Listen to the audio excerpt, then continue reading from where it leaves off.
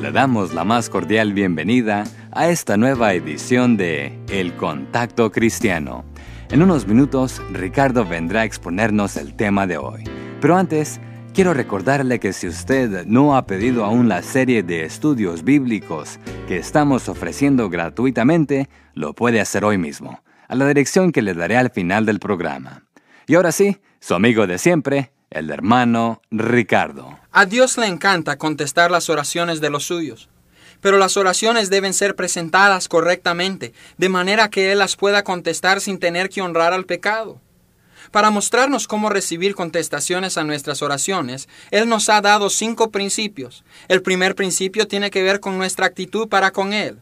Es el requisito de la fe que cuando oramos debemos creer. El segundo principio tiene que ver con nuestra actitud hacia otros. Es el requisito del perdón.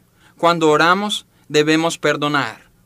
Así como los pecados más pequeños causan grandes problemas, así la relación incorrecta en nuestros hogares o en la sociedad pueden causar mucho daño a nuestra vida de oración. Hoy vamos a preguntarle a Dios qué clase de relación debemos tener con otros para poder orar eficazmente. Dios declara con franqueza que la vida de oración efectiva depende de la relación que tenemos con los otros miembros de nuestra familia. En 1 de Pedro 3, versículos 1 al 7, encontramos que Dios manda a la mujer ser sumisa a su marido, que viva una vida pura y que cultive gracias espirituales. Después manda al hombre que honre a su esposa y que la trate con amor. Después relaciona ese tipo de conducta con la vida de oración, incorporada y privada, diciendo que si el hombre y la mujer tuvieran esa conducta, no serían estorbadas sus oraciones. La esposa que se rebela en contra de su marido, o el marido que no la respeta y la ama, no podrá orar con eficacia. De igual manera, este principio se aplica a la relación entre padres e hijos. El hijo que desobedece a Dios por falta de respeto a los padres o por desobedecerles, causará daño a su vida espiritual y encontrará que sus oraciones son estorbadas. O el padre que abusa de sus hijos y no las entrena en las cosas del Señor, sufrirá del mismo problema espiritual. El que peca en contra de Dios no puede tener una vida de oración efectiva. Relaciones correctas en el hogar son esenciales si vamos a experimentar el gozo de la oración contestada. Debemos practicar el amor hacia todos los miembros de nuestra familia. Entonces podemos orar con más poder. En el Padre Nuestro, Jesús nos enseñó a orar y perdónanos nuestras deudas como también nosotros perdonamos a nuestros deudores. De las 7 peticiones en el Padre Nuestro, solo esta petición fue desarrollada para más explicación. En Mateo 6, 14 y 15 Jesús continuó diciendo, porque si perdonáis a los hombres sus ofensas, os perdonará también a vosotros vuestro Padre Celestial. Mas si no perdonáis a los hombres sus ofensas, tampoco vuestro Padre os perdonará vuestras ofensas. Es necesario que comprendamos bien lo que Jesús nos está diciendo. No está diciendo que nuestro perdonar a otros es un acto de mérito que obliga a Dios en perdonarnos a nosotros.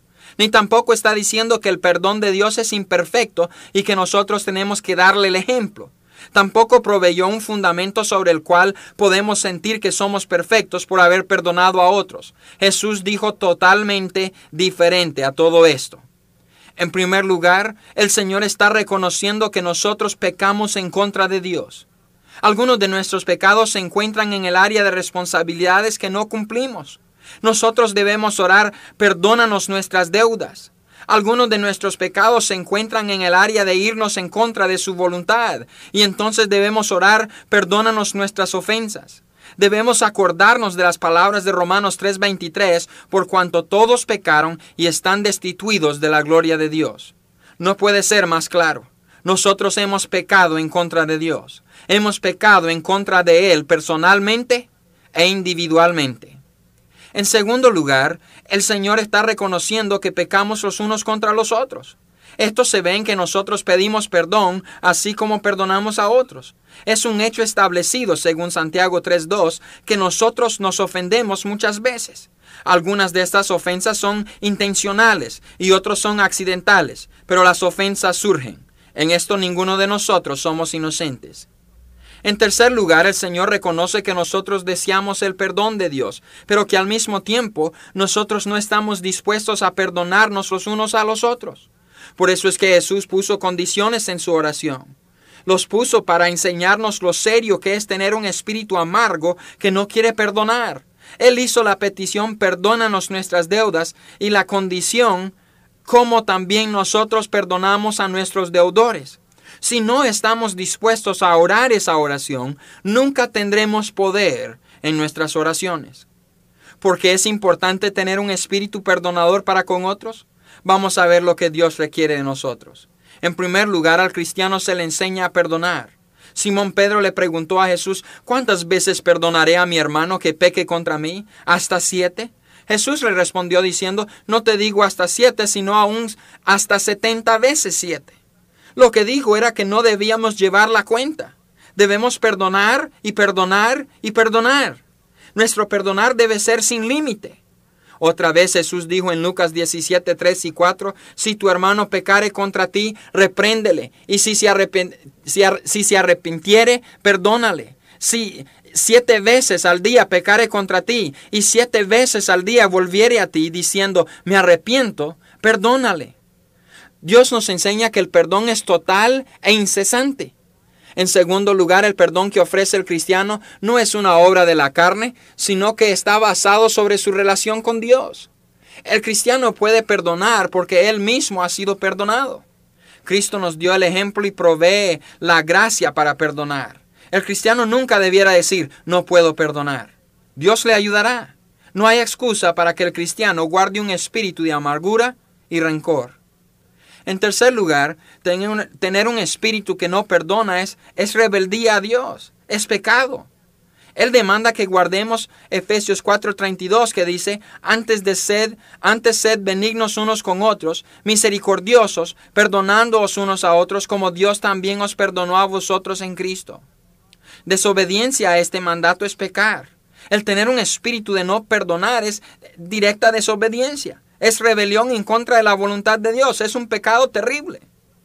Llegamos a la conclusión de que el no perdonar es asunto de la carne. Es contrario a cosas espirituales. El mantener un espíritu no perdonador es alojar pecado en el corazón. El Salmo 66:18 dice, si en mi corazón hubiese yo mirado a la iniquidad, el Señor no me habría escuchado. El espíritu no perdonador cerrará las ventanas del cielo hasta confesar y recibir perdón y llegar a ser una persona que perdona por la gracia de Dios. Jesús contó la parábola de un hombre que debía una gran cantidad de dinero. Sin poder pagar, buscó misericordia del que le había dado dinero. Consiguió que le perdonaran la deuda. Saliendo perdonado y libre, se encontró con uno que le debía una poca suma. Exigió que el hombre le pagara. Cuando el hombre le dijo que no podía pagarle, le echó preso. Qué injusto e irrazonable fue este hombre, que habiendo obtenido perdón de su gran cuenta que debía, no pudiera perdonar a uno que le debía pequeña cantidad. Apliquémonos esta ilustración. Nuestro pecado en contra de Dios era tan grande que había causado muerte espiritual en nosotros. Estábamos condenados al infierno, lejos de la presencia de Dios. En misericordia Dios pagó la deuda por medio de la muerte de su Hijo. ¿Cómo reaccionaremos cuando alguien peque en contra de nosotros? La deuda que otro puede tener para con nosotros no se puede comparar a la deuda que nosotros tenemos para con Dios. Debemos mostrar un espíritu cristiano de perdón. Jesús prometió en Mateo 6:14, porque si perdonáis a los hombres sus ofensas, os perdonará también a vosotros vuestro Padre Celestial. Esto es un pequeño precio para pagar a cambio de un acceso a Dios. Aquí terminamos con el segundo principio para tener una oración efectiva. El primero es, cuando oramos, creamos. Y el segundo es, cuando oramos, perdonemos. Vamos a orar. Padre, ayúdanos a aplicar esta importante lección a nuestras vidas.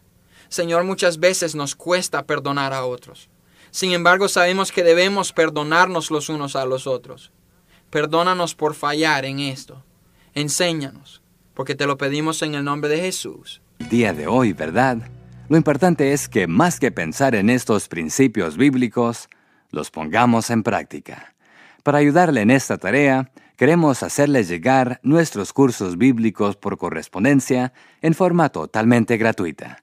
Si usted nos escribe a El Contacto Cristiano, apartado postal 11263, Houston, Texas, 77293. Recuerde incluir con su correspondencia el nombre de esta emisora.